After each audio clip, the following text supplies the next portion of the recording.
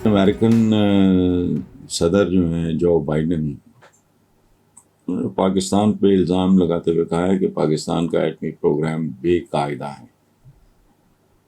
शुक्र है उन्होंने अलकायदा नहीं कहा। बहरहाल अमेरिकन प्रेसिडेंट ने मज़ीद कहा कि मेरा ख्याल है कि पाकिस्तान ख़तरनाक तरीन ममालिक में से एक है। देखिए, इस पे तो बड़ी ही लंबी बात हो सकती है, बहुत लंबी तारीख है एक पूरी। लेकिन बहरहाल मुकदी मुकाई हमारे प्राइम मिनिस्टर ने, वज़ीर आज़म शहबाज शरीफ ने दो टोक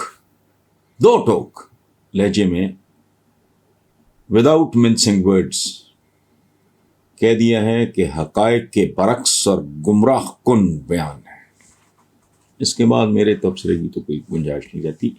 वैसे एक बात मैं चलते चलते अर्ज़ करूँ कि जो बाइडन का जो हाल है ना, उनके अपने मीडिया में जो उनके बारे में वो बात करते करते वो बंदा भूल जाता है, कागज़ आगे पीछे कर जाता है, फैक्ट सारे भूल भाल जाता है। तो he is not at his best, probably because of his age. मुझसे तो उम्र में बहुत बड़ा है, तो अब मैं भूलने लग गया हूँ चीज़ें। मुझे नोट्स बना के सामने, सच्ची बात है, वो रखना पड़ते हैं, तो इसलिए इसको सीरियस नहीं लेना चाहिए। पता नहीं कल उसकी तरदीद आ जाए या कि जी कोई प्लान हो। हमारी जो सहाफ़त की दुनिया है इसमें भी मामलात सियासत से मिलते जुलते ही हैं। बहरहाल खबर है, किसी रिपोर्टर ने दी होगी या दिलवाई गई होगी, ये पता नहीं क्या।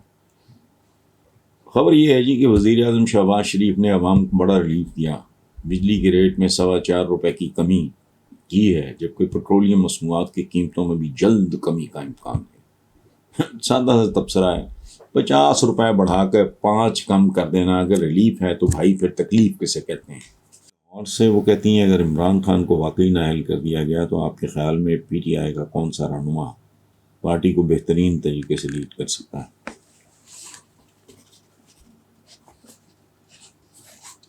मेरा नहीं ख्याल कि कोई एक भी ऐसा है जो इस पार्टी को लीड कर सके। सैचुरेशन पॉइंट होता है। अब पाकिस्तान की सबसे बड़ी पॉलिटिकल पार्टी है, उसके लिए इतना ही बड़ा हैवी वेट चाहिए जितना इमरान है, चाहे किसी को अच्छा लगे ना लगे।